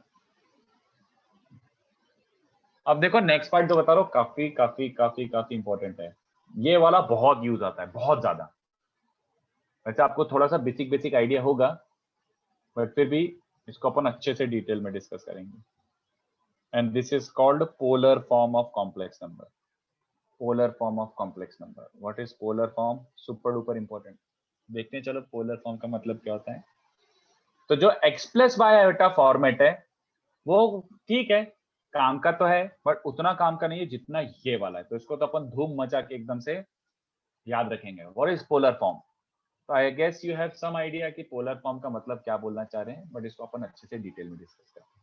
Late z be x plus y iota, ठीक है, नहीं मतलब गिवन, लेट क्या है, गिवन एक complex number z is x plus y iota, तो इसको अपन कार्टेशियन फॉर्म बोलते हैं। तो let's jump to polar form. Let modulus of z be denoted as r, चलेगा क्या? तो मॉडुलस ऑफ z का मतलब क्या हो गया? मैग्नीट्यूड। तो बेसिकली ऐसा, ये मॉड z है तो ये लेंथ r हो जाएगी, ठीक है, r या फिर मॉड z जो भी आप प्रेफर करें, r ये लेंथ हो जाएगा, ठीक है। And let arg z be theta, तो what do I mean by arg z? Literally ये वाला इंक्लिनेशन, ठीक है। तो अब मुझे एक बात बताओ, ये x और ये y होता है अगर, if this is x and this is y, then can I say x is r cos theta, y is r sin theta, है ना? Hence complex number z can be written as x plus y iota, simple, alright। ये देखो, जिसको अपन क्या बोलते हैं, r times cos theta plus iota sin theta। So the same complex number instead of x and y can also be written in terms of r and theta। Super duper easy, yet super super super duper important, बहुत ज्यादा important है ये बच्चों। इस form को बोलते हैं polar form, इस फॉर्म को बोलते हैं polar form. Actually the correct most version is, actually the correct most version is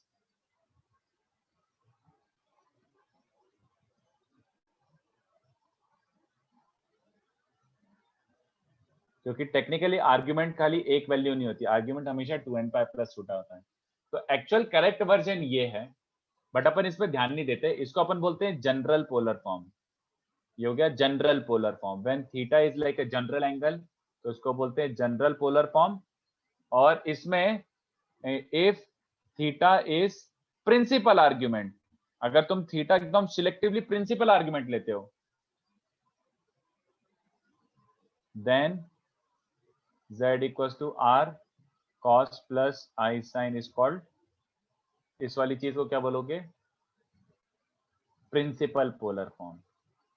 very very very useful, principal polar form. तो तुम्हें फालतू बच्चों करना क्या है, तुम्हें लिटरली करना क्या है, अगर पोलर फॉर्म में एक्सप्रेस करना है तो तुम्हें r और थीटा निकालना है। r क्या होता है? मैग्नीट्यूड। और थीटा क्या होता है? अभी तो निकालना सीखा। Once you get r and theta, यहाँ पे चिपका दो r cos plus i sin. This is called polar form. ठीक है? सर बट I आपने arg of z को 0 क्यों ले दिया? Oh theta sorry theta is argument z ना, ये जो नहीं इंक्लिनेशन मैंने है वो गलती से थीटा को 0 दे दिया था। 0 नहीं है भैया, theta theta. Okay, so actually ये अपने बीच का नोटेशन है, इसको जनरल नोटेशन मत मान के आ जाना, अपने बीच की बात है। We will now onwards write, ये बहुत बड़ा बड़ा दिखता है, इतना लिखने में सबको आदमियों को बोर होता है, गिव अप होता है। इसको अपन ऐसे रिप्रेजेंट करेंगे, चलेगा क्या? सिस थीटा, सिस मतलब cos प्लस आई साइन, चलेगा क्या? ये हमारे बीच की बात है। This is not official, JEE doesn't recognise cis theta, but since JEE is not a subjective exam, तो नोबडी केयर्स हम उसको क्या बुलाएं। We will write cos plus i sine as cis theta, चलेगा क्या? तो अपने हिसाब से अब z क्या हो जाएगा? r सिस थीटा या फिर मॉड z सिस थीटा, जो आपको पसंद है। z को अब अपन इसी फॉर्मेट में लिखेंगे, ठीक है? और इसी चीज में इतनी थ्योरम बनेंगी, इतनी चीजें बनेंगी कि मजा आ जाएगा। तो पहले इतना छापो, अपन आगे बढ़ते हैं। इतना छापो बच्चों। पोलर फॉर्म के लिए तुम्हें खाली r निकालना है और थीटा निकालना है और चिपकाना है, बस। That is your polar form. लिखो, सारी चीजें यहीं से आने वाली है, जितना भी आने वाला है यहीं से।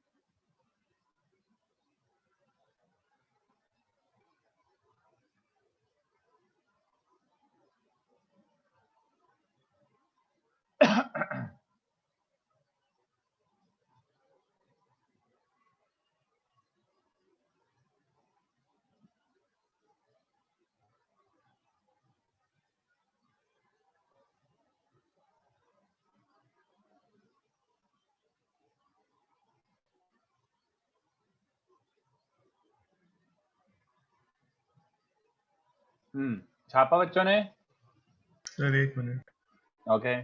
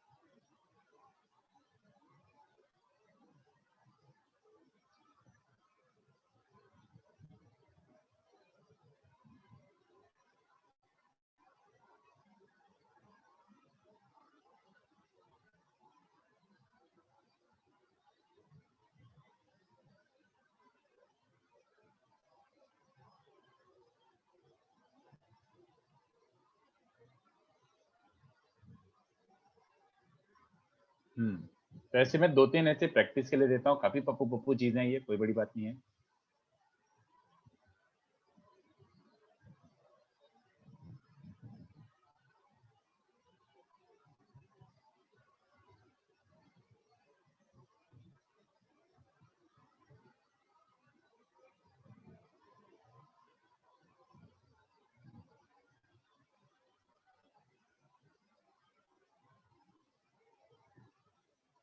अरे ये बोरिंग ही हो जाएगा।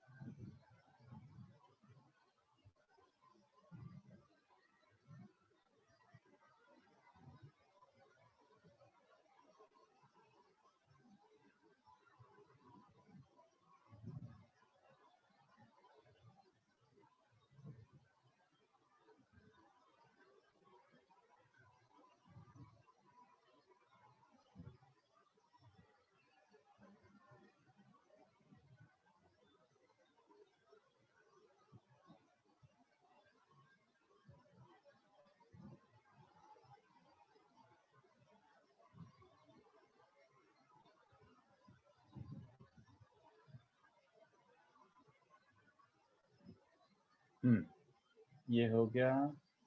हाँ, पहले एक काम करो, इतना जल्दी से बताओ सोच के, फिर आगे बढ़ते हैं। बहुत सिंपल है बच्चों, बहुत इजी है, और आपने इतना तो स्कूल में कर रखा होगा, आई एम अज्यूमिंग यहाँ तक तो सबने करा होगा, और इसके बाद अब धीमे धीमे चीजें इंटरेस्टिंग होने वाली।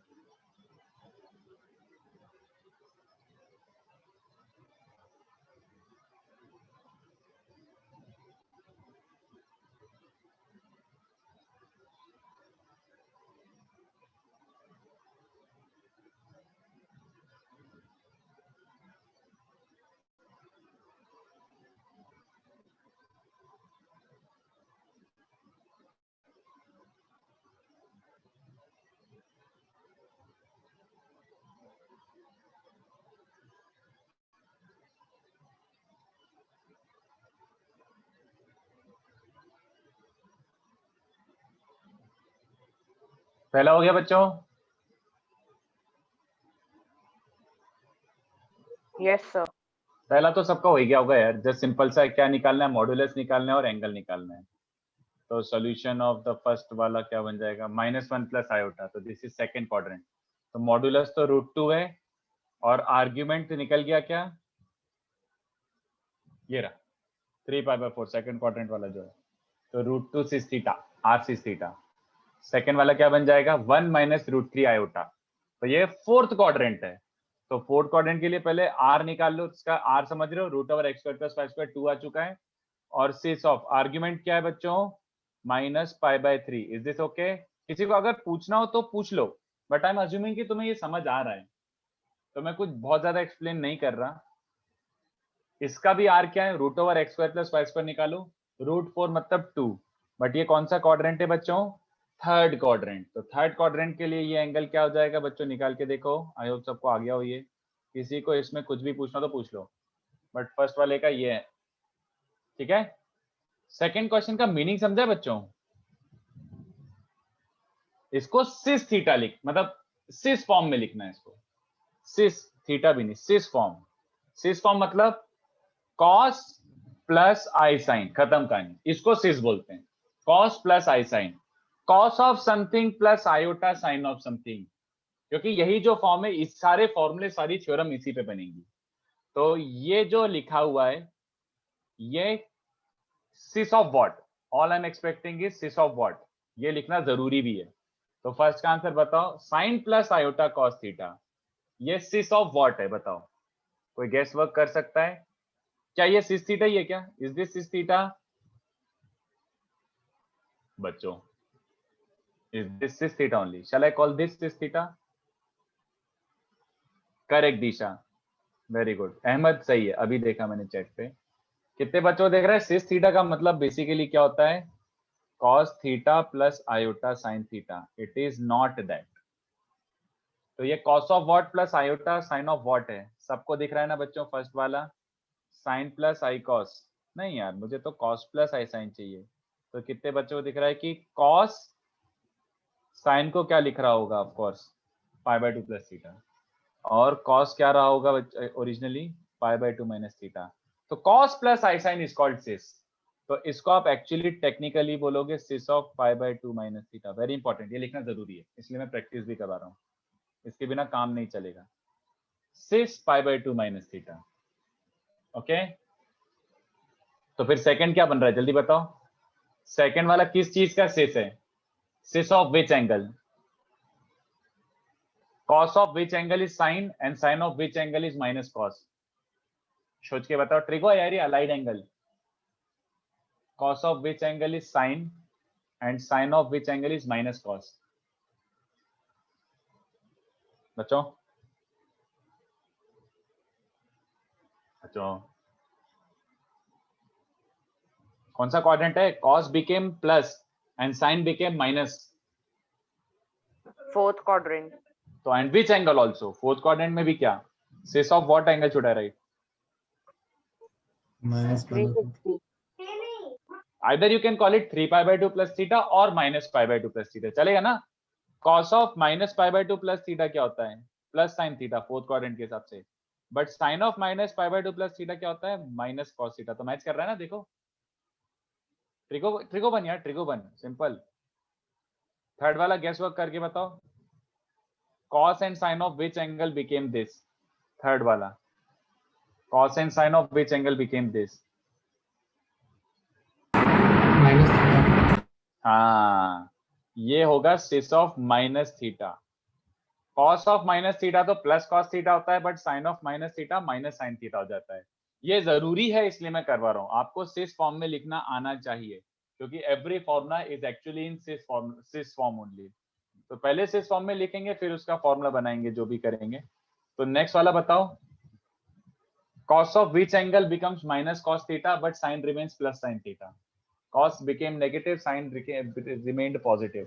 सोचो कौन सा quadrant angle? pi by 2 plus theta. नहीं. cos of pi by 2 plus theta फिर से सोच क्या होता है? cos of pi by 2 plus theta क्या होता है? Sin theta. हाँ, बट अपन को क्या चाहिए यहाँ पे? Minus cos theta. Pi by 2 minus theta. नहीं रे, pi by 2 minus theta first quadrant term हो गया. अरे pi minus theta भैया. अरे cos of pi minus theta is minus cos theta and sin of pi minus theta is plus sin theta. समझ आ रहा है? Minus cos plus Yes, sin को sir. Basically cos pi minus sis pi minus theta कहलाएगा. ठीक है, तो फिर नेक्स्ट वाला बताओ. फिफ्थ वाला बच्चों जल्दी से. फिफ्थ का आंसर क्या आना चाहिए? ट्रिगोबन है ये. cos और sin दोनों नेगेटिव हो रहे हैं, तो विच क्वाड्रेंट इज दैट? Third. तो थर्ड का वो एंगल भी बता ही दो. sis of which angle? cos is minus cos and sin is minus sin. pi plus theta. हाँ, sis of pi plus theta. cos pi plus theta is minus cos theta and sin pi plus theta is minus sin theta. तो fit बैठ रहा है पूरा, तो ये correct है. And last,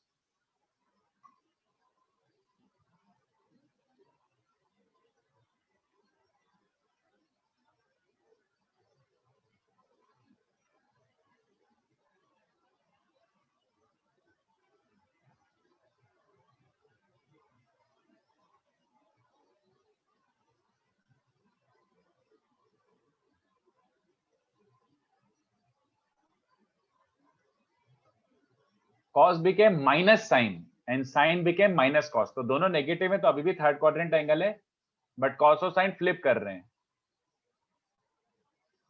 कौन सा एंगल बच्चों? है ना? 3 pi by 2 minus theta. चलेगा? तो आई होप थोड़ा सा आपको सिस में लिखने का भी आदत पड़ गया हो. तो जैसा भी हो, अपन हमेशा कन्वर्ट तो कर पाएंगे. अब अपन देखते हैं क्यों इतनी मेहनत कर रहे हैं अपन, क्योंकि जो भी फॉर्मूले बनने वाले हैं सबके सब सिस पे बनेंगे. तो अपन पहले सिस में एक्सप्रेस करेंगे, फिर उसका धीमे से फॉर्मूला चिपकाएंगे. ठीक है? स्नेहिल वो करेक्ट है बोल रहे हो, बट मैंने यहाँ पे कहीं पे भी ऐसा बोला नहीं था कि प्रिंसिपल फॉर्मेट में लिखो. I just wanted you to express. एक बच्चा बोल रहा है कि सर पाई प्लस थीटा तो पाई एक्सीड कर गया, तो टेक्निकली आपको ऐसा लिखना चाहिए. तो ही इज एकदम right. Minus pi plus theta, he is right. But अभी मैं एक्सपेक्ट नहीं कर रहा हूँ कि like principal. I didn't mention principal either. This is good enough. Principal तो जब भी करेंगे जब वो स्पेसिफिकली बोले. जब वो बोलेगा ना कि प्रिंसिपल, तभी अपन को वो मेहनत करनी है. अगर वो प्रिंसिपल नहीं बोल रहा तो we are okay with anything. उसको तुम पाई से ज्यादा ले सकते हो, बट जब प्रिंसिपल बोले तब प्लीज कंसीडर प्रिंसिपल. ठीक है? तो मैंने इस वाले में बस ऐसे सिस फॉर्म बोला था. ठीक है? तो ये देखो, अब अपन सिस थीटा पे जो थ्योरम बना रहे हैं, what is theorem 1? Very important, very very very very important. sis of a into sis of b is sis of a plus b. रट लो. ऐसे आंख मीच के रट लेना, कोई भी कभी भी नींद में से उठा के पूछ ले तो आपको ये पता होनी चाहिए। Very important, very important. तो लेट्स प्रूव इट। बहुत पप्पू है ये। सिस ऑफ ए का लिटरली मीनिंग क्या हुआ? cos a plus i sine a, है ना। सिस बी का मतलब क्या हुआ? cos b plus i sine B. तो इसको मल्टीप्लाई करना है। हाँ ठीक है, मल्टीप्लीकेशन में क्या है, कितने बच्चों को चलेगा? cos a cos b बनेगा एक बच्चों, और एक आयोटा साइन ए और आयोटा साइन बी, ये चलेगा? जल्दी बताओ, है ना, ये रियल पार्ट आ जाएगा। और इमेजिनरी कैसे बनेगा? cos a और आयोटा साइन बी और cos b और iota sine a. cos a cos b minus sine a sine b क्या होता है बच्चों? cos a cos b minus sine a sine b क्या होता है? cos a प्लस b, है ना। And sin a cos b plus cos a sin b क्या होता है? sin a cos b plus cos a sin b क्या होता है? sin a plus b। तो कितने बच्चों को दिख रहा है? अबे ये तो फिर से सिस फॉर्म में आ गया। cos of sum angle plus iota same angle. तो मैं इसको क्या लिख सकता हूँ बच्चों? अबे दुष्ट, इसको लिख सकता हूँ cis of a plus b। Super super super super duper important, very very very very important, रट लो। अगर दो सिस थीटा को मल्टीप्लाई करता हूं तो ऐड हो जाते हैं। अगर दो सिस थीटा को मल्टीप्लाई करता हूं तो ऐड हो जाते हैं। ये देखो, we can do this for multiple complex numbers. अब मतलब ये अगर तुम्हें चाहिए एक्सप्लेनेशन तो बता देता हूं, बट आई थिंक इतना समझ आ गया होगा यार। सिस ऑफ a1, अरे ऐसे क्यों लिख रहा हूँ? सिस a1 दो के लिए है तो उसको मल्टीपल के लिए भी एक्सटेंड कर सकते हो, into cis of a2 into cis of a3 dot dot dot cis of an। इसको डायरेक्टली क्या लिख सकते हो? समझाऊं कि समझते हो? n सिस थीटास को मल्टीप्लाई करेंगे तो फाइनल रिजल्ट क्या होगा बच्चों? बच्चों ठीक है क्या? बोलो भाई। Yes sir. Yes, sir. का ना सबको वैसे, मतलब कुछ बोलोगे नहीं तो मेरे को लगता है कुछ चमका ही नहीं होगा। समझ गए ना? पहले इन दोनों को पकड़ोगे तो ये ऐड हो चुके होंगे, फिर इन दोनों को पकड़ोगे तो वो दोनों भी ऐड होके प्लस a3, पकड़ते जाओ चिपकाते जाओ सीक्वेंशियली। तो बेसिकली n नंबर्स के लिए भी डायरेक्टली आप एंगल्स का ऐड कर सकते हो। ठीक है, very very very important property. और इसी के साथ दूसरा वर्जन भी लिख देता हूँ, theorem 2, which is not really any different, but पता होना चाहिए। Cis a upon cis b, cis a upon cis b basically is cis of a minus b। ये भी काम आएगा, ये भी बहुत काम आएगा। तो प्रूफ देखो इसका भी। तो LHS तो सबको समझ ही रहा है कि अभी क्या बता रहे हो यार। cos a plus i sine a upon cos b plus i sine b। तो अपन को याद है, अगर डिनोमिनेटर में कॉम्प्लेक्स नंबर आता है तो क्या करते हैं बच्चों? If you have a complex Rationalize. number in denominator, then you always rationalize. तो cos b माइनस आई साइन b से मल्टीप्लाई डिवाइड कर दिया। तो डिनोमिनेटर आई होप सबको समझ गया, वो 1 हो चुका है। दिस इनटू दिस कॉन्जुगेट्स के साथ, कॉन्जुगेट ही एक तरीके से उसका। तो cos square plus sin square 1 हो चुका है। न्यूमरेटर देखो, cos a cos b, okay, और iota sine a iota sine b with already a minus sine, तो plus sine a sine b बचेगा। ओके, और आयोटा के साथ क्या बच रहा है? Sine a cos b, but minus iota sine b और कॉस ए, तो minus sine b cos a बच रहा है।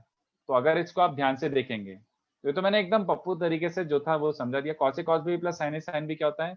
वो होता है cos of a minus b plus iota time sine a cos b minus sine b cos a क्या होता है? Sine of a minus b और cis of a minus b. समझा? तो अगर कॉम्प्लेक्स नंबर डिवीजन में, तो सीधे उठा के आप क्या कर सकते हो? सीधे उठा के आप क्या कर सकते हो? Angle subtraction. तो मल्टीप्लिकेशन में तो एंगल ऐड हो रहा है और डिवीजन में तो एंगल सब्ट्रैक्ट हो रहा है।